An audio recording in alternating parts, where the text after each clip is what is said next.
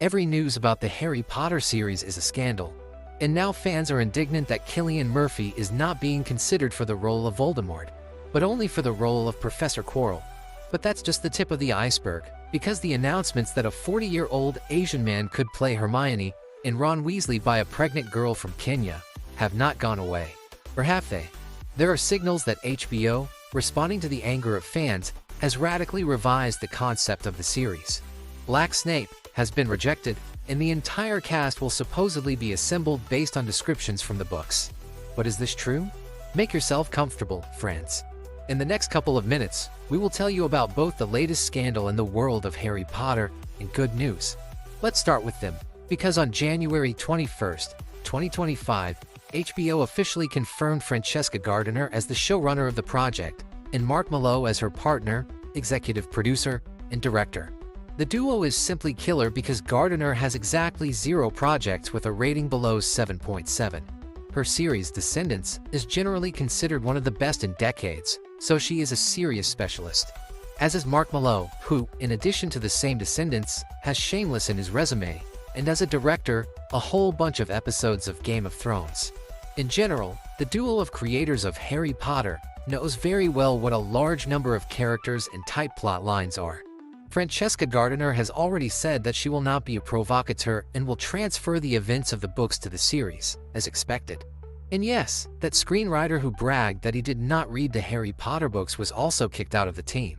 The good news does not end there, because the actor who plays Lucius Malfoy, Jason Isaacs, said that the casting for many roles has already been closed. Moreover, according to Isaacs, it has been closed with incredible actors, and he is confident in their success.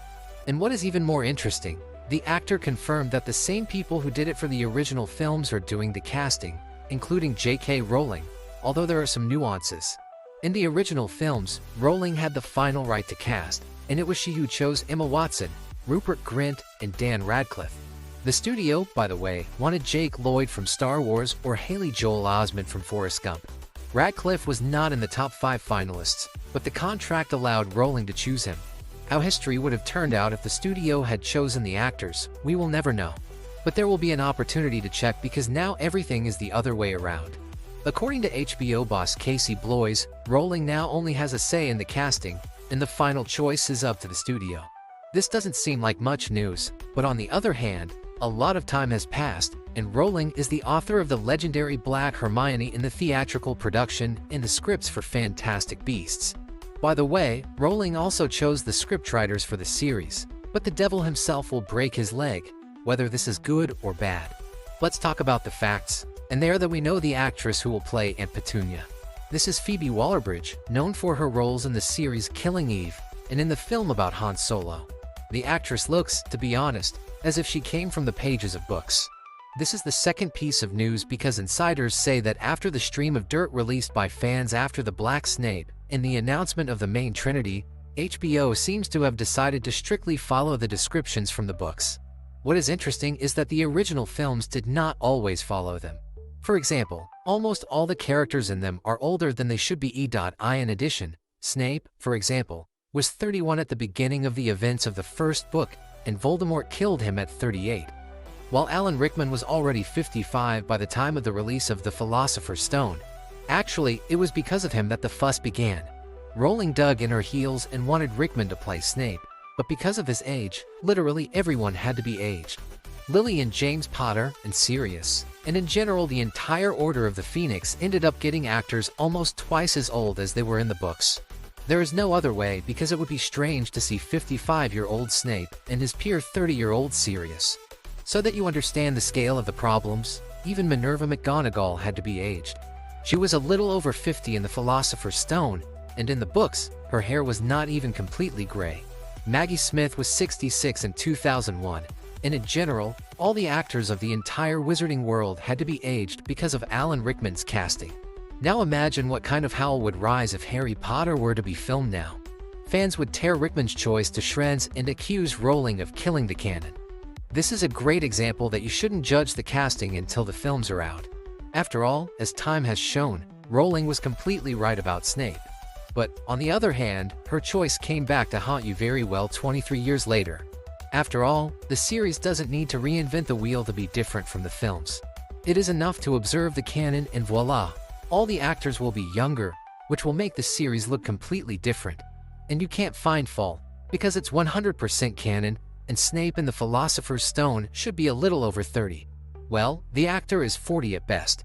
It's not a problem for Hollywood to knock 10 years off an image, and here it's enough to remember that in Ocean's 11, Brad Pitt was just under 40, but he looked 20. A 25-year-old boy. In general, insiders unanimously say that actors closer to the book image will be the highlight of the series. But it's not just about age. Here we are stepping on the path of scandal, which divided society into two parts.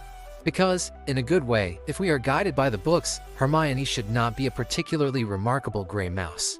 But Ginny Weasley is a super-duper-duper beauty, attracting the attention of all of Hogwarts, as is Cho Chang. After all, remember how in the books Ron and Harry did not pay any attention to Hermione as a girl. No, she was not frankly ugly. But she was a gray disheveled mouse, and only in the Goblet of Fire did she decide to shine for all of Hogwarts. After which she returned to the canonical image. While Harry in the books was always falling for the popular school beauties, one of whom was Ginny, who was made a gray mouse in the movie. Nothing personal, just the laws of the movie business. No one and under no circumstances should be prettier than the main character and take away her attention. We are not talking about the beauty of the actresses now, which, of course, is a subjective question, but about how the costume designers and directors approached the image of the heroines. And so the most beautiful and well-groomed Hermione in Hogwarts was born, in the Grey Genie with Cho Chang. Along with this, a bunch of theories were born from those who did not read the books. Everyone was surprised how it was that Harry did not get along with Hermione because he objectively had more chances than Ron. The movie thus successfully lost the key details of Harry Potter's character from the books. Harry fell in love with the school beauties, and in general, he was not such an awkward and ridiculous teenager. In the books, Harry is a natural leader, smart, impudent, and sometimes a cheeky hooligan. While in the films, Harry, if he does hooliganism, then is under duress and under duress. The same can be said about Ron, so this is both a gift and a curse for the writers of the series. On the one hand, they have completely different characters on their hands, both external and internal, if we follow the canon. On the other hand, just the casting of the not very pretty Hermione or the photos from the set, where Hermione is a canonical bookworm, and that's the end. And even if Hermione is again the most well-groomed and pretty, that's also the end. Half of the fans will always be unhappy, and finding a balance in this is a hell of a task. However, as recent events have shown, it is much worse to immediately become a burden on the fans as a dark-skinned Severus Snape.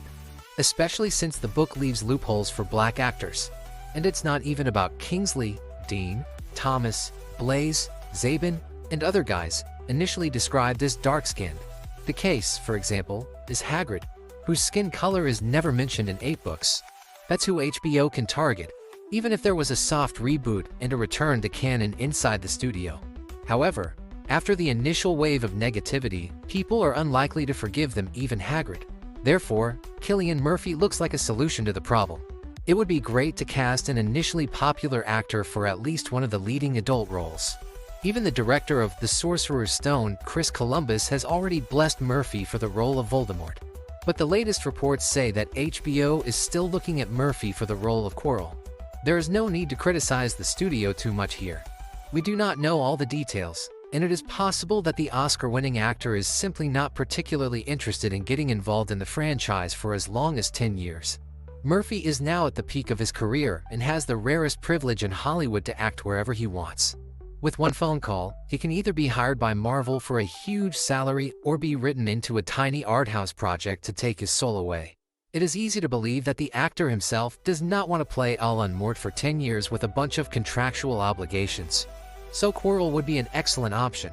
Moreover, the first 2 seasons of the show will be the hardest due to their almost page-by-page adaptation by Chris Columbus. A popular actor would definitely be a good fit here. And a good script would also not hurt. And here everything is real without reservations. Cool.